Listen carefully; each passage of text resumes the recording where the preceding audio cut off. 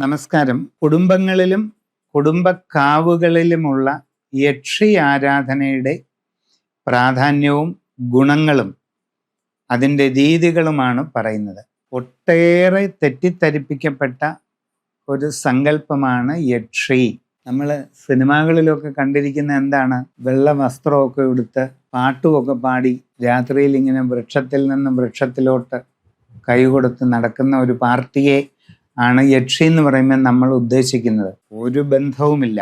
പരിപൂർണമായിട്ടും അങ്ങനെ കാണുന്നതെല്ലാം തെറ്റായ സങ്കല്പമാണ്. അനേകായിരം വർഷങ്ങൾക്ക് മുമ്പ് ജൈനമത ആരാധന ഉണ്ടായിരുന്ന കാലം മുതലേ നിലനിന്ന് പോന്നിരുന്ന പ്രകൃതി ആരാധനയുടെ പ്രധാന സങ്കേതങ്ങളാണ് യക്ഷിക്കാവുകൾ. യക്ഷി എന്നുള്ള വാക്കിന്റെ അർത്ഥം രക്ഷിക്കുന്നവൾ എന്നാണ്. രക്ഷ നൽകുന്നവൾ ആരാണോ അവളാണ് യക്ഷി. കുടുംബത്തിന്റെ രക്ഷയ്ക്ക് വേണ്ടി തലമുറകളായി വച്ച് ആരാധിച്ചു പോന്നിരുന്ന പരദേവതാ സങ്കല്പങ്ങൾ തന്നെയാണ് യക്ഷി എന്ന പരിഗണനയിൽ വരുന്നത്. യക്ഷിയമ്മ എന്ന പേരിൽ മിക്കവാറും എല്ലാ കുടുംബക്കാവുകളിലുമുണ്ട്. ഭദ്രകാളിയെ വെച്ച് ആരാധിക്കുന്ന എല്ലാ കുടുംബക്കാവുകളിലും യക്ഷിയമ്മ എന്ന് എഴുതി വച്ചിരിക്കുന്ന ഒരു തറയുണ്ടായിരിക്കും. ഭദ്രകാളി ക്ഷേത്രങ്ങളിൽ 99% ക്ഷേത്രങ്ങളിലും യക്ഷിക്ക് പ്രത്യേകമായിട്ടൊരു കോവിലോ തറയോ ഉണ്ടായിരിക്കും. എന്താ കാരണം?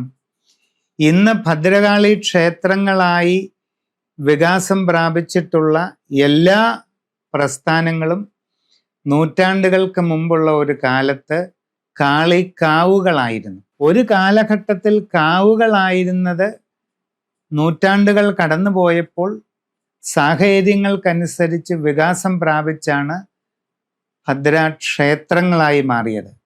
ആ കാവുകളുടെ കാലം മുതലേ അവിടെ കുടികൊണ്ടിരുന്ന ദേവതമാരാണ് യക്ഷിമാർ. അതുകൊണ്ടാണ് ക്ഷേത്രങ്ങളായിട്ടും അവിടെ യക്ഷിക്ക് പ്രത്യേകം സ്ഥാനം നൽകപ്പെട്ടിരിക്കുന്നത്. അപ്പോൾ ഒരു കുടുംബത്തിൻ്റെ പരദേവത, കാവൽ ദേവത സങ്കേതമാണ് യക്ഷിക്ക് കൽപ്പിച്ച് നൽകപ്പെട്ടിരിക്കുന്നത്.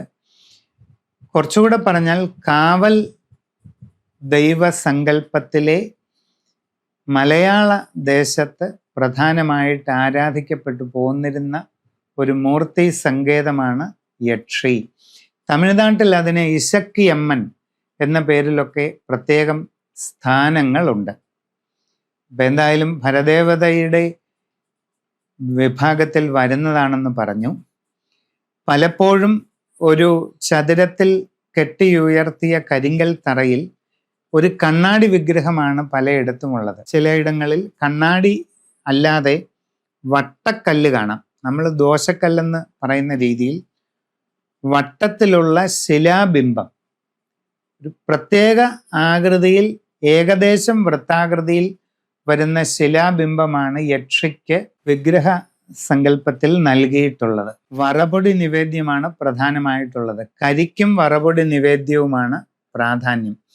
അപൂർവം ചില സ്ഥലങ്ങളിൽ പാൽപ്പായസ നിവേദ്യവും കണ്ടിട്ടുണ്ട്. കരിമണിമാല ചാർത്തി ഒരു കറുത്ത പട്ടുതുണിയിൽ കരിവള, കൺമഷി, പൊട്ട് തുടങ്ങിയ ആടയാഭരണ വസ്തുക്കൾ കാഴ്ചയായി സമർപ്പിച്ച് വെറ്റിലപാക്ക് താമ്പൂല ദക്ഷിണ സമർപ്പിച്ച് പാൽപ്പായസ നിവേദ്യം ചെയ്ത് പ്രാർത്ഥിക്കുകയാണ് ഈ യക്ഷി സങ്കേതങ്ങളിൽ പ്രധാനമായിട്ടുള്ളത്.